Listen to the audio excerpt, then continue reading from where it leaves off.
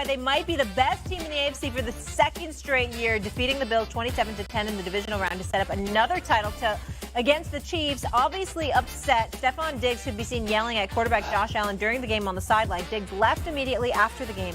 Not only did he not speak to the media, he also left the locker room before most of the coaches got there and had to be convinced by another Bills player to return. So Diggs took to Twitter on Monday regarding the recent criticism he's received, saying, "Want me to be okay with losing? Nah. Want me to be okay with our level of play? It's not up to the standard? Nah. It's easy to criticize my reaction more than the result." I need the cameras, and here she comes to save the day. Hello. I hope you're prepared for me. Oh my goodness. Hi, Mad Dog. Just to roll in. Just float in, just glide in, you know. Well, I know you wanted to see if the nails were still here. They are. I knew you wanted to see the kicks today. True Blues match. And the necklace. You know, absolutely superb. That's a happily married man. That's a happily married woman right there. That's what that is. That's what that's about. You know what I'm saying? You ain't getting that on your own. That's a happily married woman. Somebody bought it. I'm just saying. Goodness. That's what I'm saying. That's You right. look beautiful. That's right. Thank you. Great to see you. Let's get it started. Dog. Yeah. Do you have a problem? Yeah, I do. Wait, I didn't even ask the question. I know where you're going. Let her just go. You're the worst. You never let me ask the question. Go. Everybody tells me the same thing. I interrupt too much. Do you do that to your wife? Oh, but I can't wait to meet Gene. I'm in the guest room when I do. I can That's right. Let me tell you something. Mrs. Mad Dog. Oh, she can be tough. Don't play. She don't play. She the one. You know what? She don't play. I'm not one of your callers. Oh, okay. Is that one of her lines? Yes. Love it. I'm not Stephen A. Molly. I'm not Stephen A. I called him. She said, "Give me the phone." And by the time the conversation was finished, I said, "Yes, ma'am." Yes, ma'am. She can be tough. Anyway, I can take notes from her. She's tough. Okay. She's tough. She's tough. Enough of Why are Diggs. you mad at Diggs? Oh, come on, stop. Why? He's upset after a game. This is every time. This is not the first time. Every single time he's got a problem. Here it is. It's a snowstorm. Allen's getting beat up. They're having a tough day. Cincinnati walked in there with a big boulder on their shoulders because they think the NFL jobbed them. Yep. So they're all revved up. He's having a rough day. And he's yelling at Allen, trying to figure out at 27-10 what's going on. Calm down. Wait, what are you, the only guy in the world who wants to win? And then he's got to leave the locker room with his uniform on. And they convince him, Stefon, this looks bad. Come back here. So he finally comes back and he leaves without talking to the media. I might add after the game, after a loss, not talking to the media. Listen, we know how great he is, but this idea that winning is all that matters to him, what is he, the only wide receiver or the only NFL player on a losing team that's frustrated that he's lost? You got to act like a professional. I was down on it. I'm down on him. So as a member of the media who was actually at that game. Oh, good. Okay. You're perfect. Great perspective. And I have no problem with it. Really? I don't. As somebody who's covered the Bills, who has talked to Stefon Diggs, I don't have a problem with it.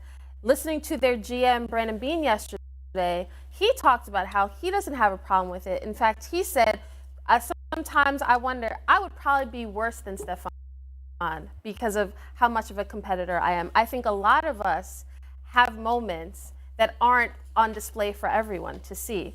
We ask these athletes to be all in. We, as franchises, they want these guys. Winning is the most important thing. So when you say, oh, he's the only person who cares about winning. No, but clearly this is a man who we watched stand as confetti is coming down, as the fireworks are going off in Arrowhead when the Chiefs won in the AFC Championship game. Stefon Diggs stood there and watched. He watched all that come down, and in that moment, you felt like, okay, he's soaking this in because he doesn't want to feel this badly again. Now, Stefon Diggs is somebody who is great with the media when he's doing his press conferences. At some point, I think you have to kind of give these guys like some leeway. Like, yes, would you want every player to stand there and sit there and take all the questions in losing moments? Sure. Sometimes it doesn't happen. And when it doesn't, I don't think you can negate like this one bad afternoon. I don't think it should outweigh everything that Stefon Diggs does as a person for us to act like, you know, he's immature, especially in a league when we have Tom Brady breaking tablets left and right. We got Peyton Manning yelling at Jeff Saturday. We have all these quarterbacks who display behavior that we may not think is appropriate. We let that go. So why would we not let it go here for Stefon Diggs? It's no big deal at all. You're completely overreacting. Oh, my God. Completely overreacting. That's number one. Number two, applause to you for being at that game. I didn't see you because you were so covered up. I didn't know who it was. You had on a big snorkel or whatever. I didn't know who it was. I couldn't see you. I couldn't see your face. I couldn't see your face because you was that covered up and stuff like that. You had on everything but a face mask. But here's the deal. But props to you because, damn it, you were there. I'll be damned if I was trying to go to Orchard Park in that weather. I didn't want any part of that. I didn't want any part about being there. Okay, I was watching it from my TV. Said I was good. Now, let me get to this point. Stefon Diggs had 4 receptions for 35 yards. He watched Josh Allen overthrow. He watched Josh underthrow. And he watched him get thoroughly outplayed by Joe Burrow. That's a problem. Because one of the biggest stages, the big boys got to show up. Now, him not wanting that, what would you want him to do? What would you have preferred? That he got in front of the microphones and went the hell off and told you how he really felt? Because if you look at this, if you looked at his tweet, he sat up there and said, we focused on my reaction instead of focusing on what we really should be focusing on, how we lost that damn game. Because he's thinking along the lines of, I had cats that wilted beneath that spotlight and that pressure and didn't show up. Now, inclement weather obviously played a significant role, slippery out there, the weather conditions, but damn it, that's your home turf. That's your park. Okay, Cincinnati had to come on the road to play you. They ran, what was it, for 172 yards rushing? 172 yards rushing. You ran for 63 yards. Couldn't get anything in the air because Josh Allen was not on target. And you've seen Josh Allen perform in the postseason before. And you expected better. You expected more and didn't get it. He had 9 receptions the previous playoff game, 10 receptions the game before that. Jalen Hurts, Josh Allen, and Justin Jefferson. Nice to see a non-quarterback in there. Obviously, Jefferson had one of the great seasons we've ever seen from a wide receiver in NFL history. Let's bring it out and talk about it. Dominique Foxworth, I'm giving you the first vote. Yeah.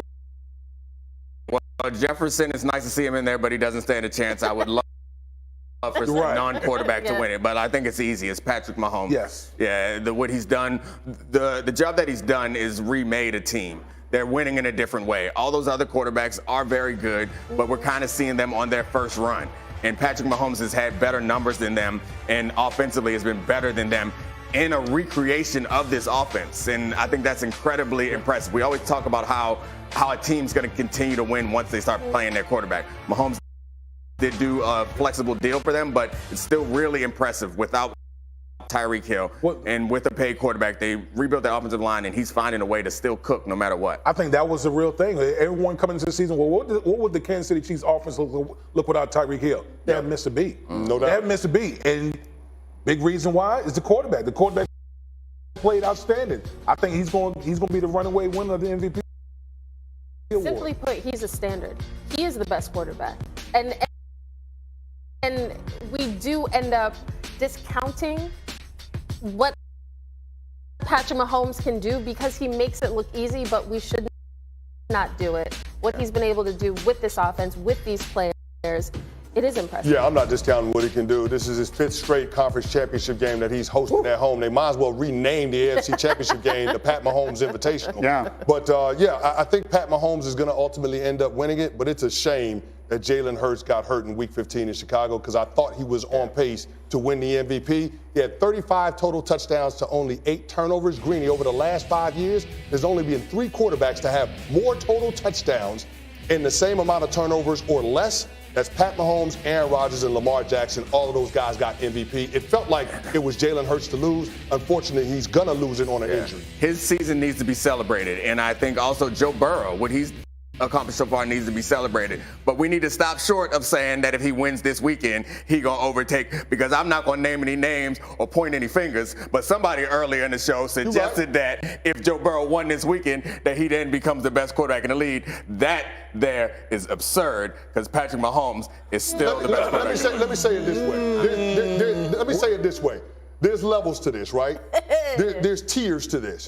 Pat Mahomes and Joe Burrow, tier 1.